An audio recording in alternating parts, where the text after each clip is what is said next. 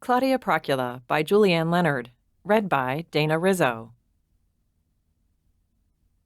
I stood in the window, framed for anyone who cared to see me as I watched the trial.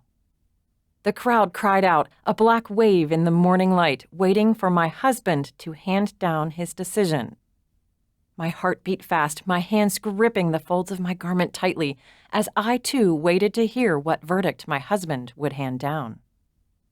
I had seen the man during the night, awoken by the crowds when they had dragged him in, bound and waiting to see the court of his own people in the midnight trial that awaited him. Seeing him as he stood in the street by the courtyard, his face lit by the light of the torches and bonfires which surrounded him, I felt a sickening pity which touched my soul in a way that I had never thought a stranger could.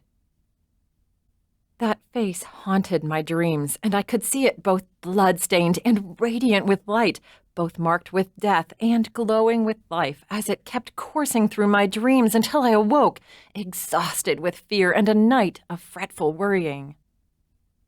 I went to my husband, pleaded with him, begging him to save the man brought before him because of what I had seen in my dreams. I watched him as he looked into my eyes and saw the truth of my words sink into his soul. The reality that if I could, I would defy him in this, that I would disobey him publicly if I had a chance of saving this man's life. That ponderous glance between us said so much, with not a single word being exchanged.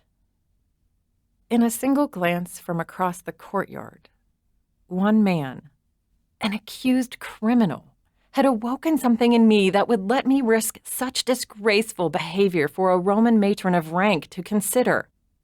And for that and the knowledge in my soul that this man was innocent, I would take such a chance. Not as the wife of Pilate, but as a woman who had watched an innocent man who had touched the souls of so many people, beaten and bleeding, from my darkened window. There, from my window, high above the rabble and the noise of the streets below, I watched the game between my husband and the crowd as they fought over the silent man between them. Ready at any moment to call his life forfeit and spill his blood across the stones of the court. I tried to believe that there was a chance that he would go free, that the man I had married would act with justice in this. But it was like watching a cat as it played with a mouse. Through the scourging, the mockery, the journey back and forth from Herod, I stood in the window. I turned away when I saw my husband clean the blood from his hands, giving this man to the fate that I had feared. I did not need to see him as they placed the weight of the cross on his shoulders. It was a sight I had seen too many times already. I went then to work on my distaff and my loom, my grief quiet and private, not that of those women I had seen standing near him in the crowd, but no less real and no less painful as I worked with the yarn and thread that was before me. As the shuttle kept its steady rhythm, I tried to steady my own mind with the prayers that had flown from my lips since childhood. But my tongue could not utter those prayers, could not find any comfort in the household gods I had brought with me as they sat around the room, empty and cold statues which had lost their meaning for me. I felt tears fill my eyes as I struggled to find the words to pray, to find some deity I could pray to. The smell of palms and figs blew through the room, and the prayers of the Jews in their temple came into my home, carried on the wind. I began to pray then, first with the words I heard, and then the prayers I had heard the women crying, his followers shouting as they had watched him in his painful agony.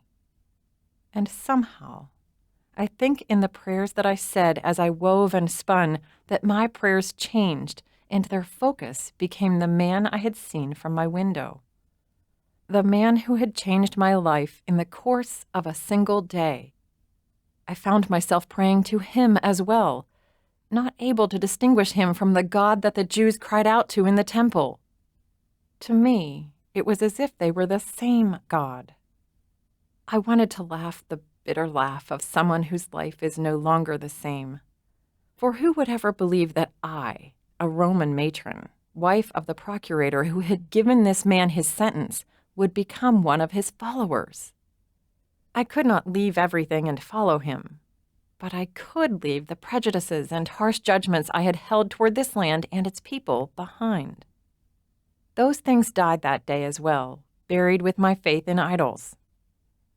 I wove late into the night, oblivious to those who came and went around me as I eased the grief I felt and began to settle into this new faith.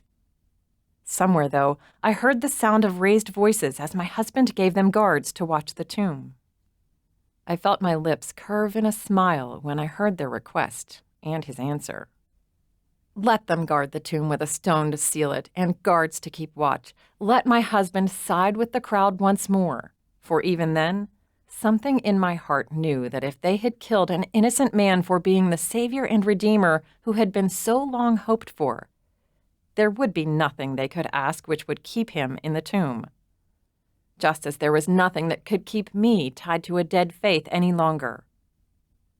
As I returned to the new prayers and the new hope they brought with the dawn and my work, keeping them with me, repeating them with each hour of the day and night that passed, it was not long before I heard the cry of another crowd, that of his followers, as they cried out that he was risen.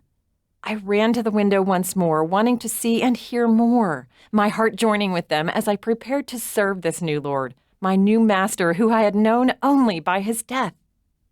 My husband had made them write, "This is the King of the Jews," over his cross when he died.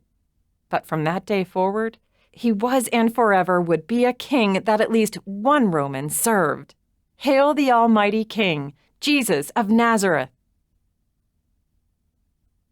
Used by We Are One Body Audio Theater, with the permission of the licensor, granted under a copyrighted license agreement.